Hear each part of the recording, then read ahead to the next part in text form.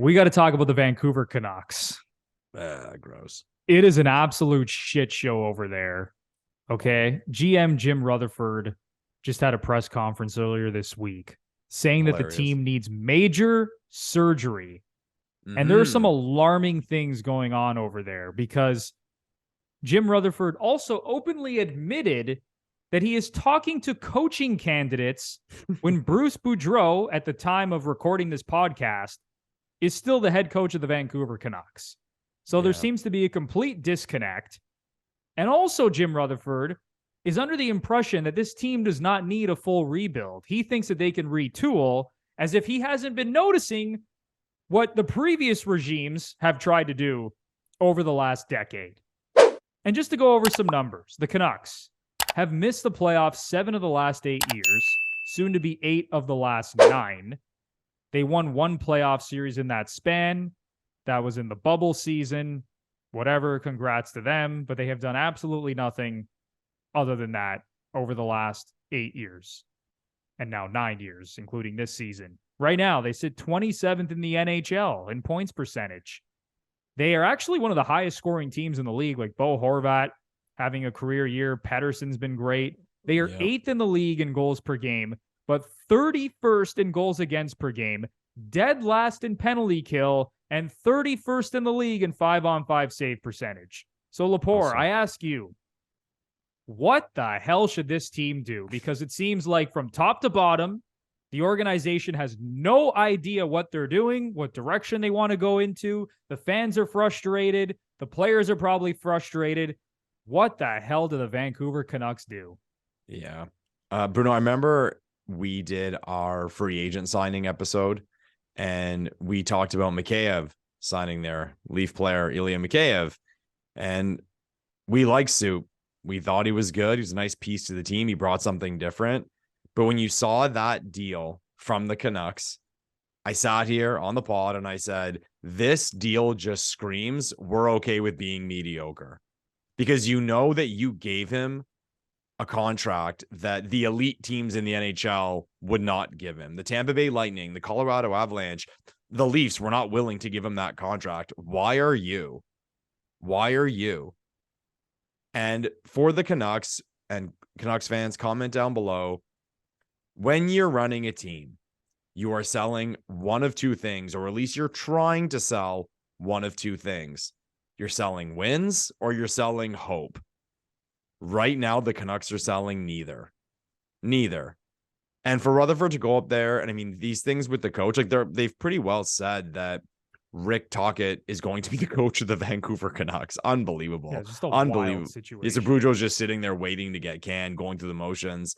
But here you have it too. And this is what I don't get. I understand these teams, especially a major market like Vancouver. Back in the day, before the whole Matthews era, I always made the argument for Toronto that there are certain teams in the National Hockey League who financially cannot afford to take a few seasons off and tank.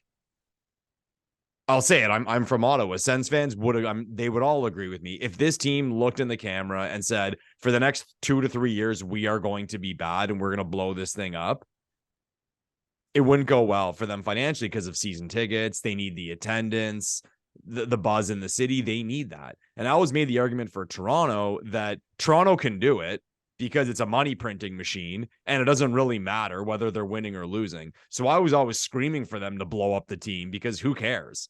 I mean, ownership, you don't care. I mean, you're not going to make the playoffs or make a run anyway. Just do it. And it finally worked when the Leafs did it. And finally they did. They did it. And the Canucks, man, people always shat on Toronto. It's like, oh, nobody wants to play there. Who wants that media? Who wants that market? And I'm not saying things have done a total 180. But my argument for Toronto is that when you play in a market like that, it's a major city. When you're winning, people love you. It just took some positivity to improve the team in that regard. Players wanting to go there, players being happier to play there.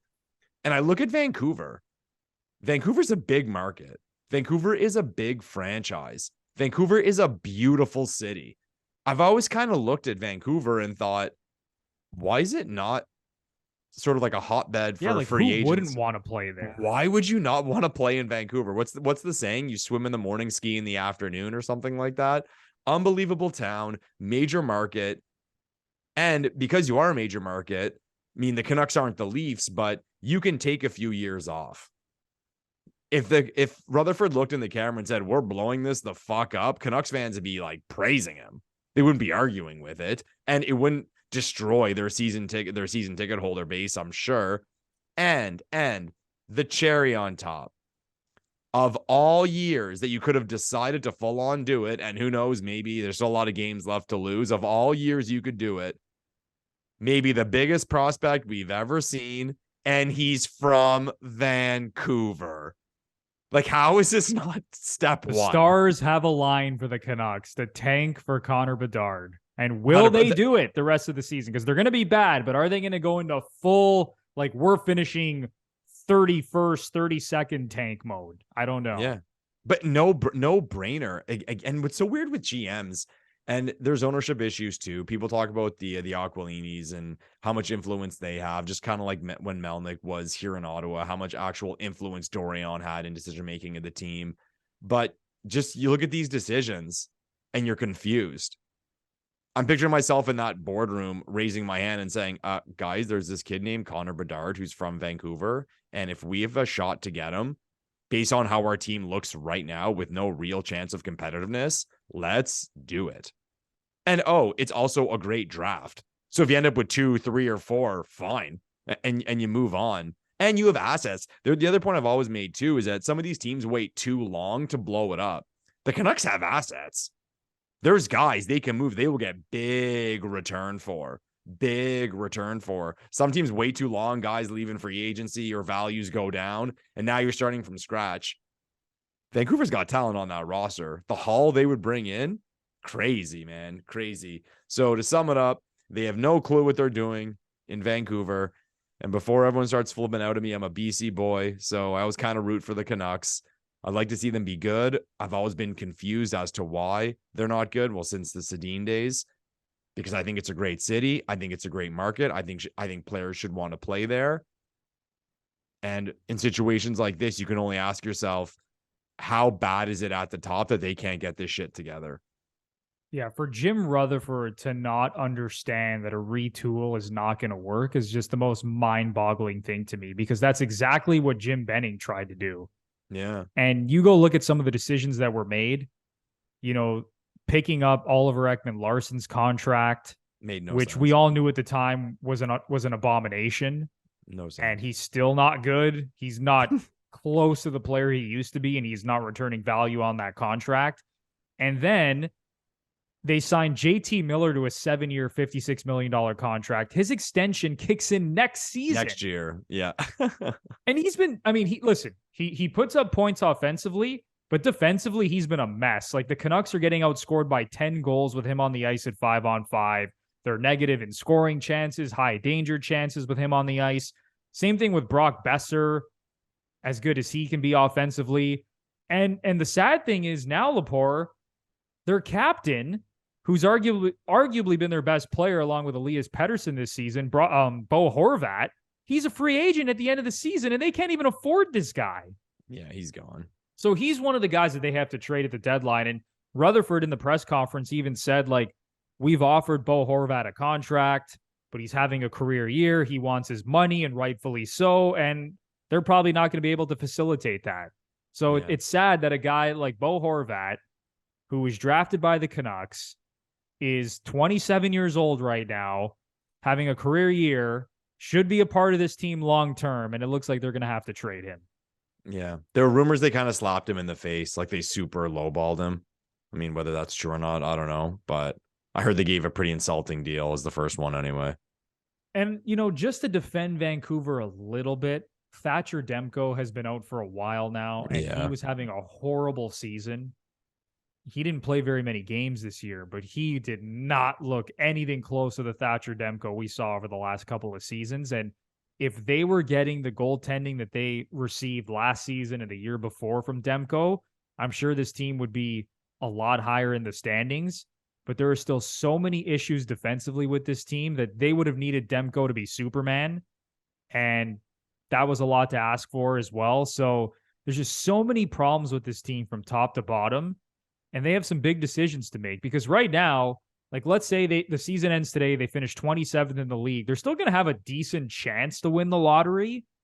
I mean, it's not going to be a great chance, but they're going to have a decent chance finishing 27th. But if I'm the Canucks, I blow this thing up. I try to finish as low in the standings as possible, give myself the best chance at Connor Bedard. If not, pick up another great prospect and screw the retooling because we have seen it with this team. The retooling has not worked. Yeah. I think they got to go full rebuild here, tear it down, keep your core pieces, Quinn Hughes, Elias Pettersson. That's it. Figure it out from there. I think those are the only two names that I would say are untradeable. And I think, did someone not come out and say that Pettersson was the only one? So people kind of raised their eyebrows and they said, whoa, what about Quinn Hughes? But if it's me, it's just those two. Anyone else is just hurting you from finishing lower. And by the time this team gets good, it's going to be past their prime. And we'll lump in Thatcher Demko to that as well, because I still think when he figures it out, he's one of the better goalies in the league. And he's under contract at $5 million till 25-26. So we'll include him in the core as well. But other than those three players, my goodness, I mean, anyone could get shipped out at this point, and it would probably be a good decision on the part of the Vancouver Canucks.